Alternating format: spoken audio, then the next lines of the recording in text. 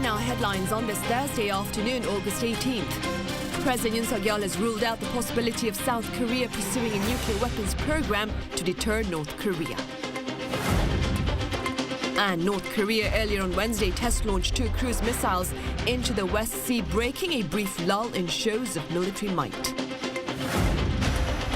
Meanwhile, the average monthly household income rose 12% on year in the second quarter to stand at $3,600 a month.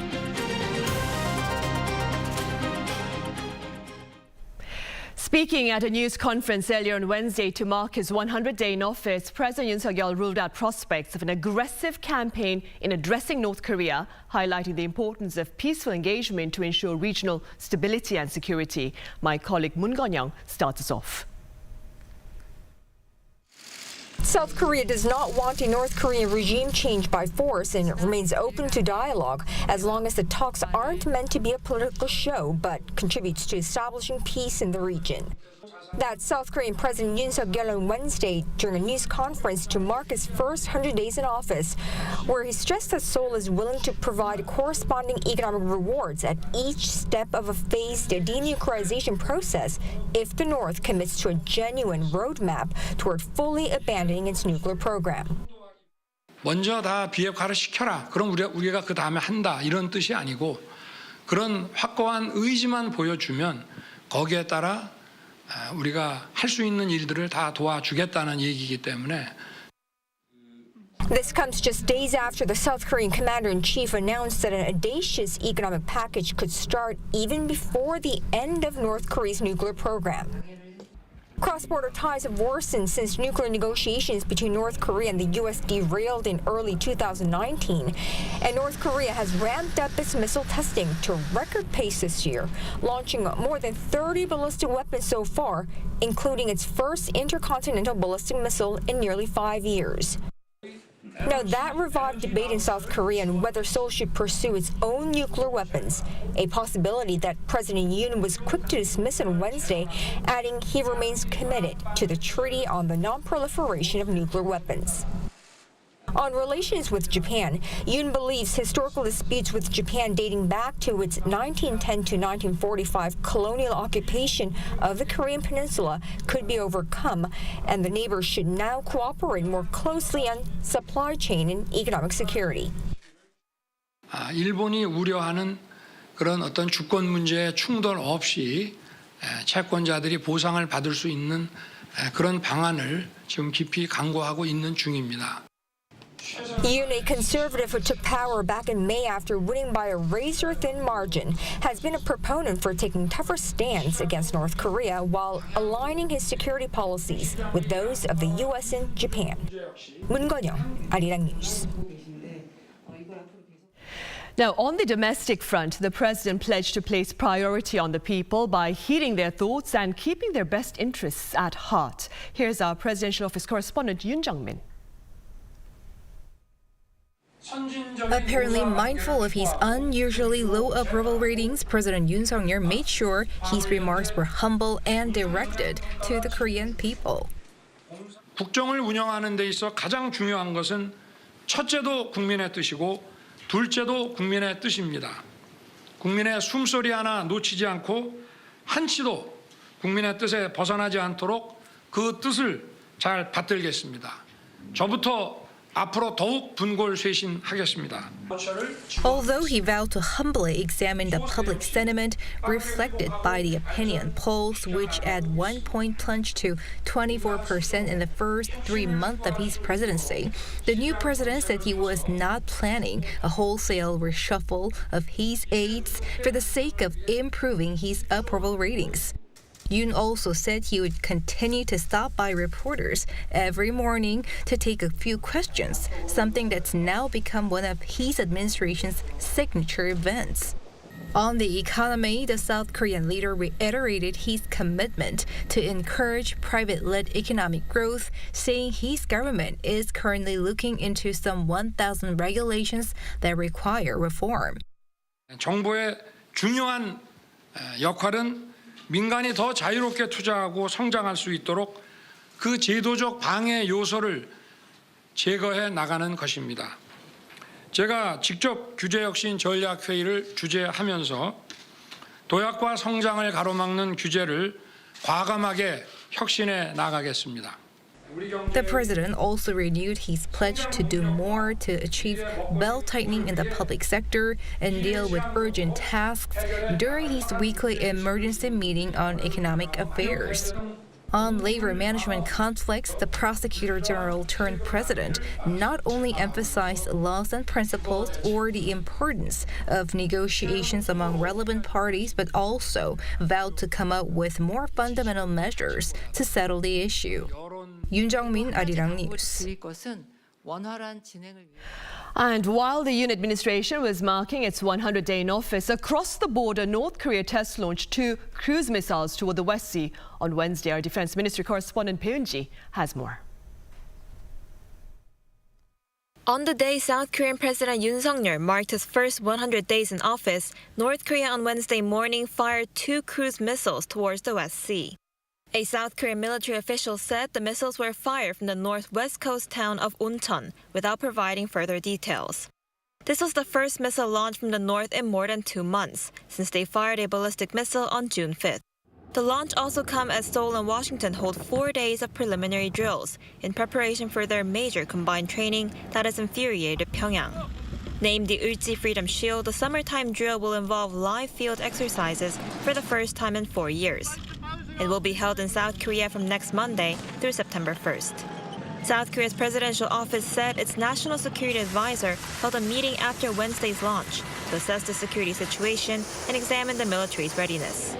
Since 2020, North Korea has reportedly test-fired cruise missiles around 10 times. And in January last year, it announced that it's planning to develop advanced cruise missiles. The regime recently claimed to have developed 2 types of new cruise missiles and unveiled them through their Defense Development Exhibition and military parade. Test firing the missiles around 10 times was probably not enough for them to perfectly develop new types of weapon systems. So it seems the latest launch was made because of a number of reasons, to test their new missiles and to criticize the combined training between South Korea and Japan. Cruise missiles can be seen as a rather low-level provocation, as most cruise missiles are not designed to carry nuclear warheads. But one expert notes there is a possibility of stronger actions from the north during the combined training period. If they are planning something stronger, we cannot rule out the possibility of the North launching its new ballistic missile or even ditching the military agreement. Peun-ji, Arirang News.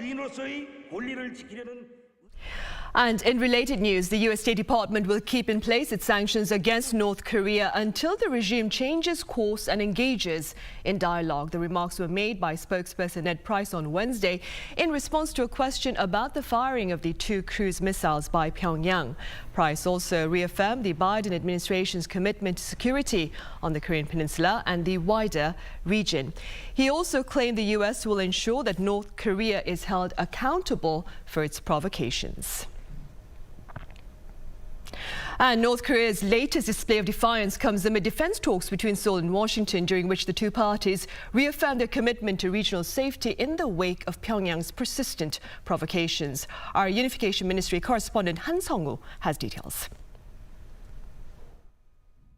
South Korea and the United States have reaffirmed their common goal of completely denuclearizing the Korean Peninsula. At the 21st Korea-U.S. Integrated Defense Dialogue held in Seoul this week, delegations led by South Korea's Deputy Defense Minister for Policy, Ho Tae-gun, and his American counterpart, Siddharth Mohandas, discussed a wide range of regional security issues, especially North Korea's evolving missile and nuclear threats. The allies agreed to expand the scale of joint military drills as a follow-up to next week's Ulji Freedom Shield exercise, during which they plan to evaluate the South Korean military's full operational capability, the second part of the 3-stage process required to transfer wartime operation control to South Korea. In addition, South Korea and the U.S. shared information on the North's Punggye-ri nuclear test site and confirmed the alliance would respond decisively to a 7th nuclear test by Pyongyang, including through the deployment of U.S. strategic assets. According to a press release from South Korea's defense ministry, Heo and Mohandas also agreed that GSOMIA, or the General Security of Military Information Agreement between Seoul and Tokyo, continues to serve an important role in the trilateral security cooperation with Washington. Minister Lee Jong-sup had voiced the need to normalize the intelligence sharing pact during a parliamentary session early this month. Another item on the defense dialogue's agenda was the missile defense system known as THAAD, which Heo and Mohandas assessed as crucial to the defense of civilians and troops in South Korea. A defense ministry official told reporters Wednesday that the U.S. appreciates how the THAAD base in Seongju-gun County, Gyeongsangbuk-do Province has been made more accessible to trucks delivering food and other goods. Access had been restricted due to protests by local residents. The allies also confirmed their extended deterrence strategy and consultation group will be reactivated sometime this September, and revealed a new working group on counter-missile efforts will be launched. Han Sung-woo, Arirang News. On the local pandemic front, there has been a slight decline in the daily tally, with authorities announcing over 178,000 new COVID-19 infections on this Thursday. Also, 61 patients lost their lives to COVID-19, while 470 remain in critical care. Meanwhile, in response to the resurgence here in the Greater Seoul area, designated hospitals will be open on weekends to offer medical care to those with severe symptoms and those in high-risk groups, including pregnant women and infants. This campaign will begin this coming Saturday for 6 weeks. And that ends part one of the Daily Report. In part two, we address the Yoon administration's efforts to tackle COVID-19 over the past 100 days. Stay with us.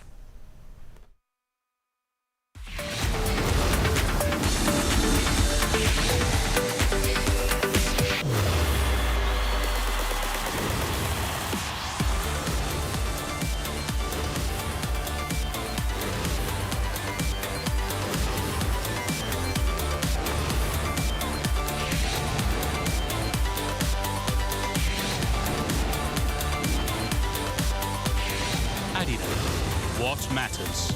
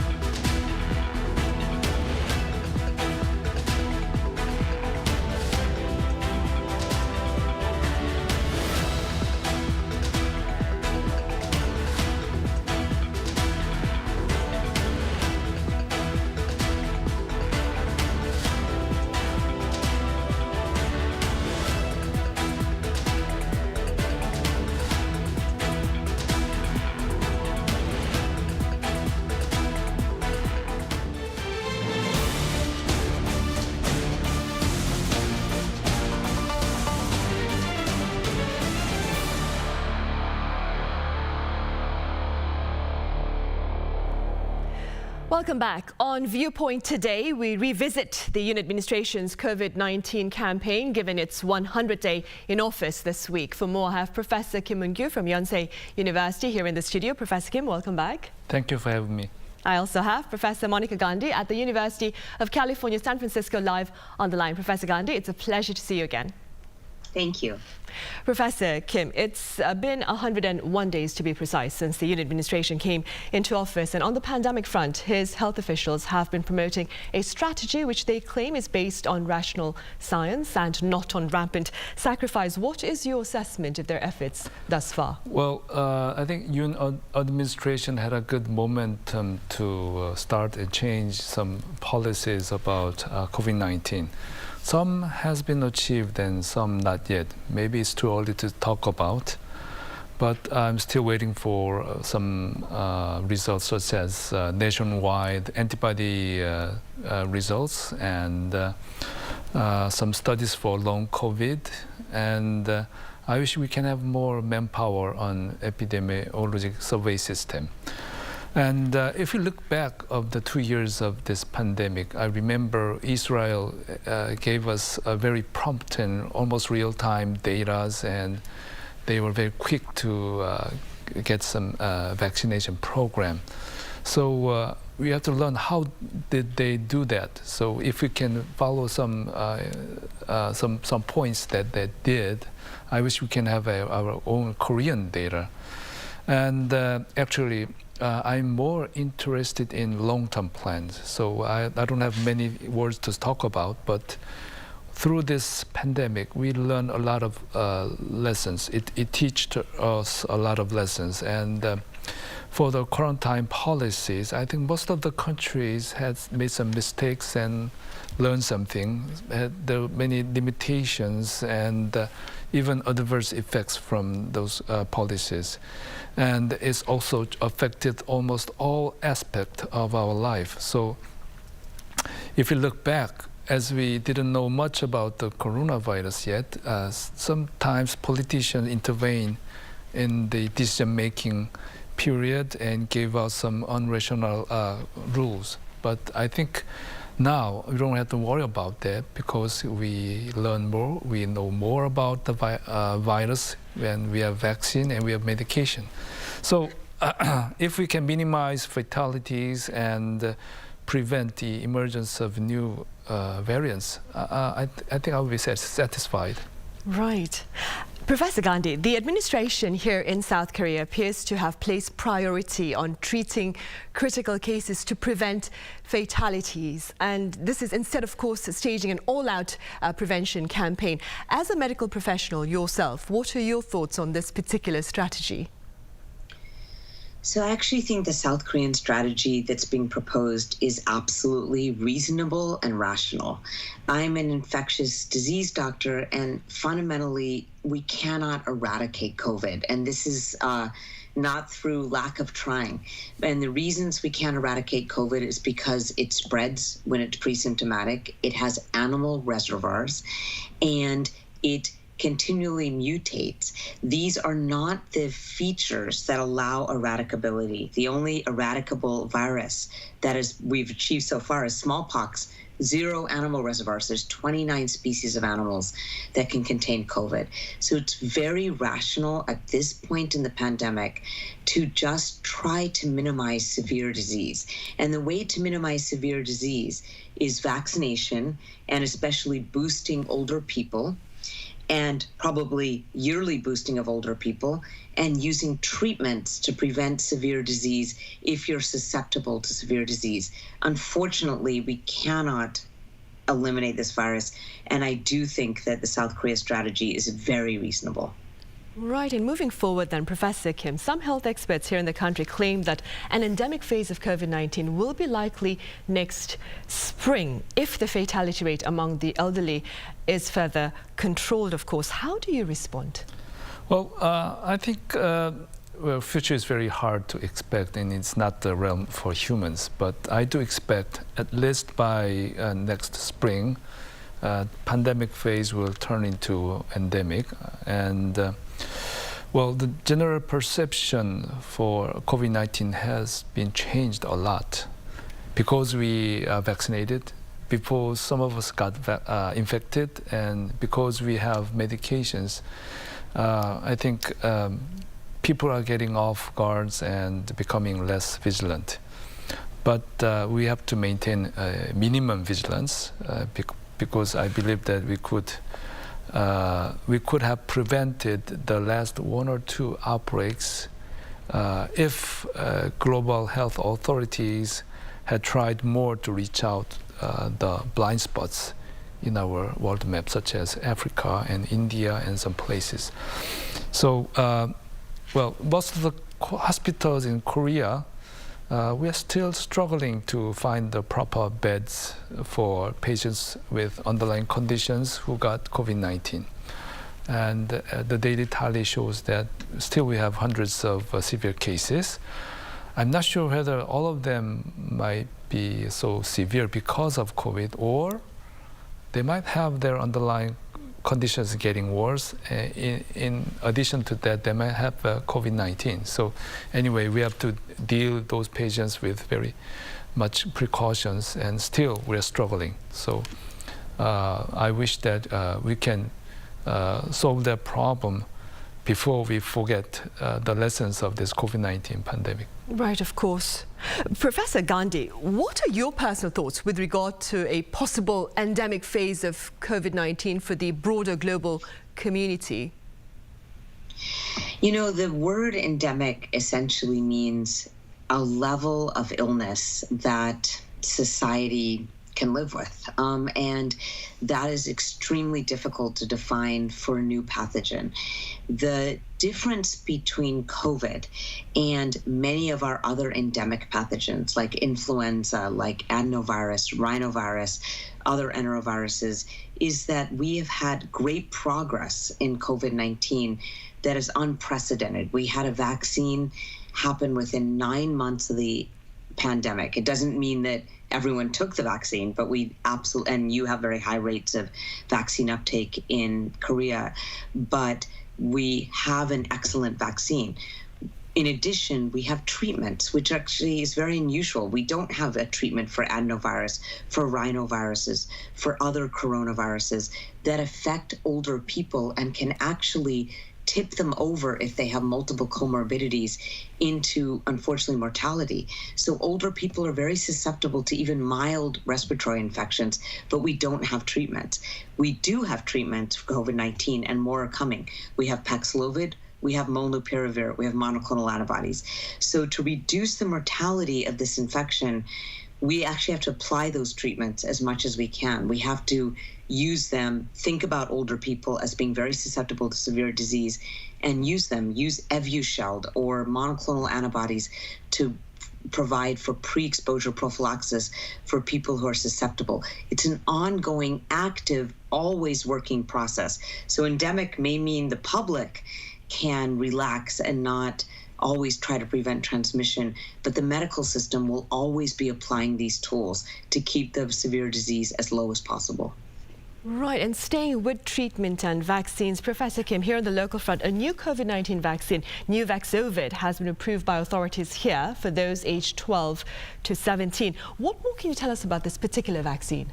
I'm very interested in it because it is more well known as a Novavax vaccine, and it's a protease subunit vaccine, or you can call it recombinant nanoparticle vaccine. It is very stable. You can store it in 4 degrees Celsius at about 6 months, and even though you put it in 25 degrees, it's stable for 12 hours. So you can say that it's very easy to deal with, storage. And as I mentioned, there's many countries lack of electricity and deep freezer. So RNA vaccine is not suitable in that situation, but this vaccine is very stable. It started its phase 3 trial in March 2020 in UK, and it was introduced in United States and started its clinical trial for 12 to 17 years of age at March 2021, and South Korea it was introduced to South Korea this January, and actually many people who got some trouble with AstraZeneca or RNA vaccines, they could switch to this Novavax vaccine because it was quite stable with less side effects. And for children or adolescents, because they have less severe infections, even though they get infected, it's very hard to persuade the parents if the vaccine itself has a serious side effects. So I'm very glad that it is approved for adolescents, and I wish that it can extend to even younger children. And actually, we know that the vaccine cannot prevent the infection completely, but it can prevent severe cases. If the effectiveness of vaccine remains to prevent severe infections, I think this Novavax vaccine will be a proper choice, especially for children. Right. Professor Gandhi, beyond Korea and over in the US, I hear new quarantine guidelines by the CDC there have divided the medical community in the US. Could you tell us a bit more about that, and where do you stand on that particular matter? So this was just recently CDC updated guidance for schools, but it had a lot of implications for managing the pandemic. The guidance is essentially saying you don't have to quarantine if you've been exposed. Vaccinated and unvaccinated people are essentially the same in terms of their quarantine recommendations, and isolate for 5 days if you have COVID, and only wear masks in settings of high community prevalence. So it has divided the medical community. There are those who said we should try harder to stop transmission, and there are others that say we have the biomedical tools to prevent severe disease, and these tools to prevent transmission, like masks, like distancing, have actually their own costs, their own societal costs. For example, our schools have been closed for some of the longest periods of time compared to schools in other European and UK counterparts. I stand on that. I actually think the CDC guidance makes sense. And the reason is it's sort of like the South Korea guidance. It's a rational roadmap accepting the reality that we cannot eradicate COVID. It is bringing COVID into other respiratory pathogen management. And it's saying that we have to live with it, but our main goal in life is to try to reduce severe disease through vaccines and therapeutics. So it is controversial right now in the US, but I think that ultimately the US population, just like Europe, just like UK, just like South Korea, will eventually accept that we have to live with the virus. Right. And speaking about South Korea, Professor Kim, when do you expect our current wave to perhaps peak? Authorities have spoken about it peaking sometime this month after hitting above 200,000 daily cases. What are your thoughts? Well, it will rise for a while. It didn't reach the peak yet. Since last June, it was interesting that Korea and Japan was having the same outbreak. Maybe it's because of the BA.5, and it started in the same time, and the speed of increasing was almost same, and it maintained this pattern until recent weeks. But right now, the 7-day average per million of the daily tally is about 2,400 for Korea, but Japan has decreased to 1,500. So I don't know why there is a difference, but maybe there might be a difference in herd immunity. I mean, some patients infected but not reported, or there might be some difference in the number of tests done between those two countries. Anyway, it will take few more weeks, and right now the majority of the infected cases are those people who were not infected before. So I think the point of decline will be the time when all susceptible subjects are infected, and maybe there might be some few reinfections. And there are many data that there are some persons who are not getting infected with COVID-19, even though they are exposed many times. I don't know how much are they, but I think it will be very small in number. The cumulative number of COVID-19 in Korea already passed the 21 million. And it would take a few more weeks to reach the number. Right, I see. Professor Gandhi, staying with transmission trends, what can you tell us about the actual COVID-19 situation there in the US? So we also, just like you, BA.5 is the latest variant. It's essentially more than 90% of our strains. This is actually a subvariant of the Omicron variant, and led to high number of cases, but actually there was quite a decoupling between cases and hospitalizations. Many of our hospitalizations are misclassified because we swab everyone who comes into the hospital with COVID-19, but they may not be sick with COVID-19. They have it in their nasal swab because they're such high cases. There's actually been much lower rates of COVID pneumonia, and as marked by ICU admissions, which is for us the most clear marker of severe disease. With this degree of population immunity, we have much lower rates of severe disease. Where's this population immunity coming from? It's coming from vaccination. That would have been the best way to get it. But it's also coming from high rates of natural infection. Throughout COVID, throughout the Omicron variant surge, we had a lot of natural infections. So that's why actually the CDC decided not to distinguish between vaccinated and unvaccinated people in terms of quarantine recommendations, because we have so much natural infection. We had 60% seroprevalence in adults and 75% seroprevalence in adults, as recorded by the CDC on April 26, which reflected data up to February. We've had so many Omicron infections since that we likely have a much higher seroprevalence rate. So that has led to much lower rates of severe disease. We can bring that severe disease down even more if we apply our therapeutics more appropriately, and if we apply our pre-exposure prophylaxis monoclonal antibodies in a wider fashion. And now those are moving on to private insurance, and I hope that people will be using them more. Right, I see. And Professor Kim, speaking within your capacity as a doctor yourself, what are your words of advice to the Yoon administration as it seeks to chart a safe path out of this pandemic? Well, I would like to mention two things. Because it's been more than 2 years of pandemic. Already we are experiencing a chronic shortage in manpower in intensive care units, emergency departments, and other departments dealing with severe cases with big operations. So this is the time we evaluate and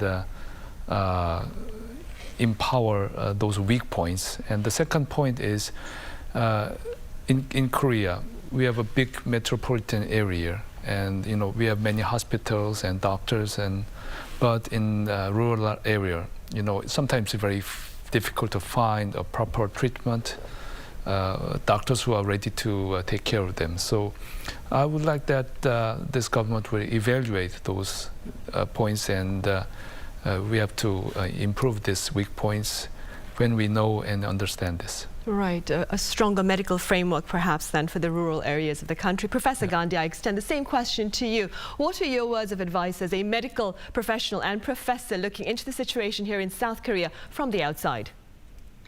So personally, I actually think South Korea sort of did everything right. This has always been my opinion about South Korea. They worked really hard on trying to reduce transmission of the infection prior to the vaccines. Then there was more trust than we unfortunately had in the US in terms of vaccine uptake. And you had high rates of vaccine uptake, including, as you said, Novavax for the younger people. But importantly, you did a very good job in boosting older people. Older people need more than 2 doses. That has been really shown by the hospitalization rates during Omicron. And there was a very concerted campaign to boost older people in South Korea. And then the acceptance that we can't prevent all mild infections, but that we have to work on severe disease, I think was accepted by South Korea very after the vaccine campaign. So I sort of watch the South Korea trajectory, in my opinion, as a very reasonable response throughout the entire pandemic. Right, Professor, thank you so much for your kind words, and thank you for your time today as well. And Professor Kim here in the studio, thank you very much for your insights. Thank you.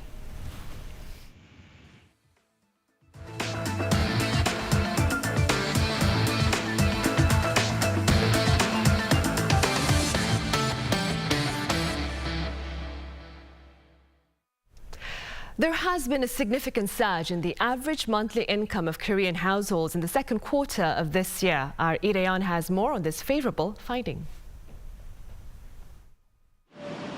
The average household income in South Korea has seen its largest on-year rise on record. That's according to a survey of around 7,200 households released on Wednesday by Statistics Korea. The report shows that South Korea's average household income stood at $3,600 a month. That's an increase of more than 12% on year, the biggest jump since related data was first compiled in 2006. Statistics Korea says this is largely due to a rise in the rate of employment and an increase in the service production index. Income across all brackets grew in the second quarter compared to the previous year on the back of the payment of government COVID-19 relief funds. Income for those in the lowest 20% rose by over 16% on year, the most among all income brackets. There was an increase in the number of small business owners with high income this second quarter, thanks to the government's COVID-19 loss recovery funds given to small businesses. Meanwhile, average monthly household spending was around $2,000, up 5.8% on year. Spending on entertainment increased by around 19% on year, and restaurant and lodging rose 17%. Statistics Korea also said that the lifting of social distancing measures in the second quarter of this year contributed to in-person spending on dining out and accommodation. Lee Dae-hyun, Arirang News. In the U.S., minutes from July's Federal Open Market Committee indicate more hikes are on the horizon until U.S. inflation retreats tangibly. Our Lee Seung-jae reports. According to the minutes from the Fed policy meeting from July 26th to the 27th, Federal Reserve officials saw little evidence late last month that U.S. inflation pressures were easing, calling for more interest rate hikes moving forward. While the minutes did not reveal how much of an increase they'll decide on during their next rate-setting meeting from September 20th to the 21st, they did show that U.S. central bank policymakers were committed to raising rates as high as necessary to tame inflation. Despite the pressure to tame inflation, the minutes also highlighted important elements of what the Fed needs to consider in the coming months, when to slow down the pace of rate increases, and how to know if rate hikes have gone past the point needed to beat rising prices. It hinted that the pace of rate increases could even ease as soon as next month, given the time needed to evaluate how tighter policy is affecting the economy. During last month's meeting, Fed officials noted that while some parts of the economy, notably housing, had begun to slow under the weight of tighter monetary policy, the labor market remained strong and unemployment was at a near record low. Meanwhile, U.S. stocks tumbled on Wednesday with indexes volatile after investors thought minutes from the Federal Reserve's meeting in July suggested policymakers may be less aggressive than previously thought. The Dow Jones Industrial Average fell 0.5%, while the tech-heavy Nasdaq shed 1.25%. The S&P 500 also went down 0.72%. Futures traders who are tied to the Fed's policy rate predict a half percentage point rate hike in September. Lee Seung-jae, Arirang News. Meanwhile, in the UK, inflation there hit a fresh 40-year high in July, surpassing market expectations as food and energy prices continued to soar. According to data released by the Office for National Statistics Wednesday, the country's consumer price inflation accelerated to 10.1% in July. The finding goes beyond a Reuters consensus forecast of 9.8% and was up from June's 9.4%. Separately, the Bank of England has already implemented 6 consecutive rate hikes in response to the skyrocketing inflation there. Seoul City is poised to replace its 7-year-old slogan, I SEOUL U. The slogan has reportedly failed to appeal to the public, especially non-Koreans. A survey by city officials in June revealed that over 70% of foreign visitors supported a change in slogan. Accordingly, a panel of branding experts will come up with 3 to 5 slogans by October to be put up for a public vote. The panel will make a decision after taking into account the results of that vote, and the new slogan will be unveiled in December and used from next year. In other news, technology has been adopted to ease the burden of soaring feed costs for livestock producers here in the country. Our Chung Eun-ju explains.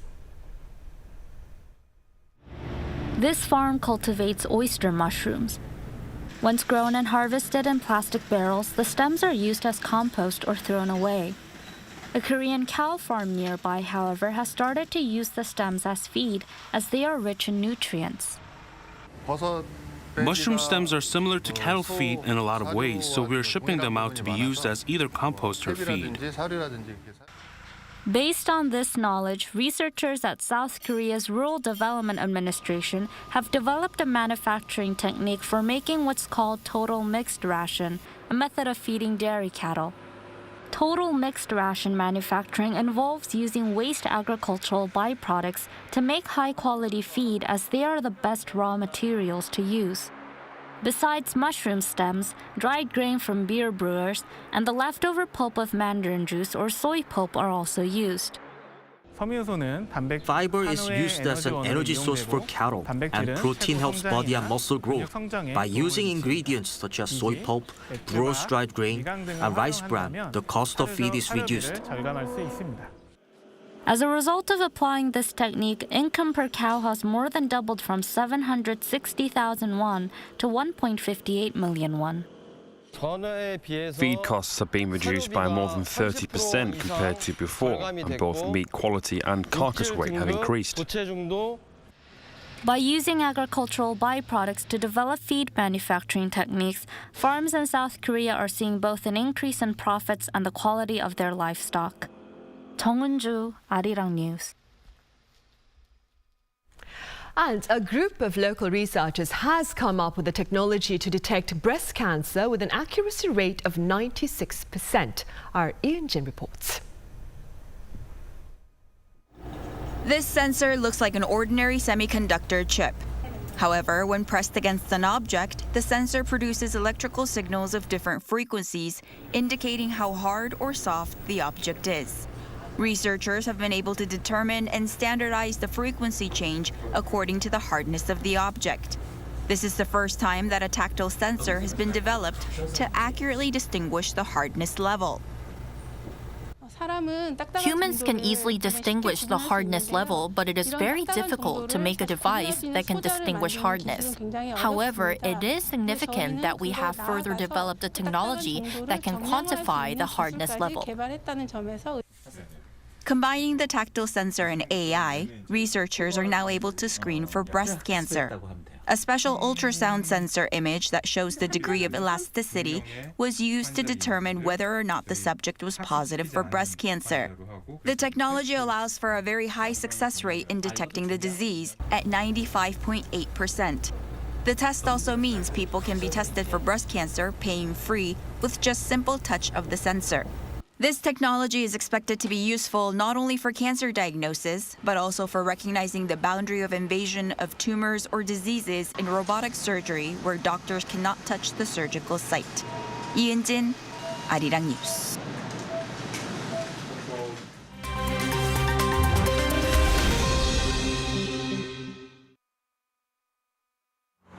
Let's take a look at what's going on in the world now. Thailand has been hit with a series of arson and bomb attacks. Authorities say there were explosions and fires in at least 70 different areas, which left 7 people injured on Wednesday. The attacks were aimed at gas stations and convenience stores in the Pattani, Yala, and Narathiwat provinces. Although the attacks appear to be connected, no one has yet claimed responsibility. This comes as the 3 affected provinces and parts of a 4th have witnessed low-level insurgency against the Thai government since the 1960s, with separatist groups in the region seeking independence. According to reports, at least 7,300 people have been killed in the conflict since 2004.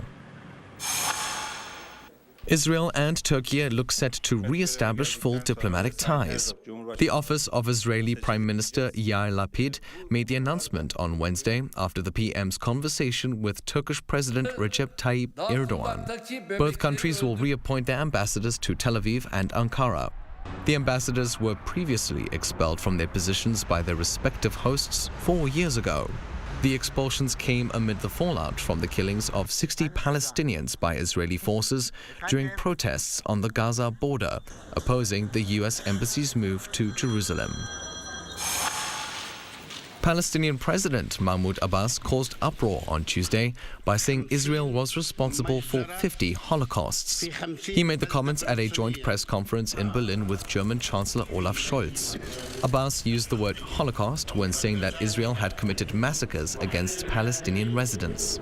He was responding to a question about whether he would apologize for the massacre of 11 Israeli athletes and coaches and a German police officer by Palestinian militants at the 1972 Munich Olympics. Scholz has criticized Abbas's statement, saying on Wednesday that for Germans, making comparisons to the Holocaust is unacceptable. Indonesia celebrated its 77th Independence Day with a slippery tradition. Groups of Indonesians at an amusement park in Jakarta on Wednesday attempted to climb 45 oil-covered palm trees to reach prizes hung at the top. The annual event, called Panjat Pinang, which means climbing palm trees, made its return for the first time in 2 years after Indonesia had suspended large events amid COVID-19 fears. The day was marked by a series of other competitions nationwide. Matthew Ashley, Arirang News.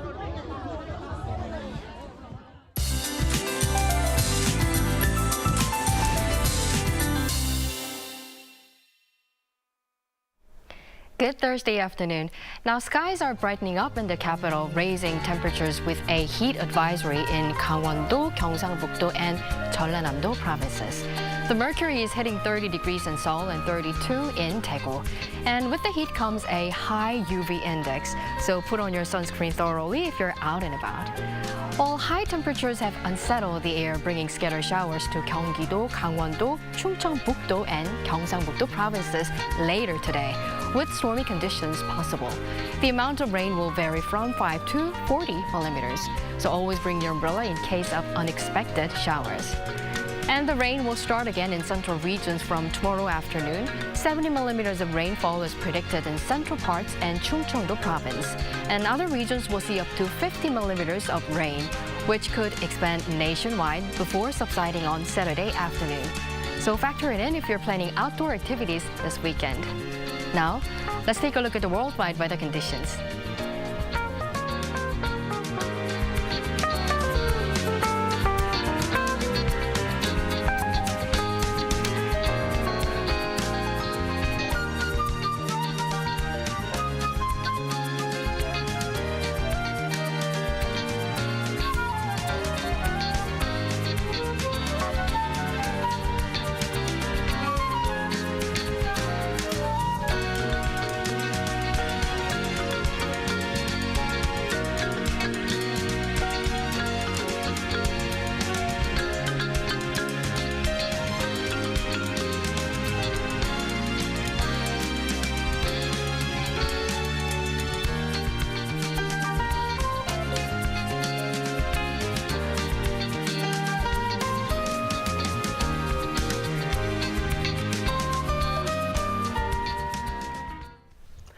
That ends Thursday's edition of the Daily Report. We return with more coverage on Friday. Join us then. Thank you for now.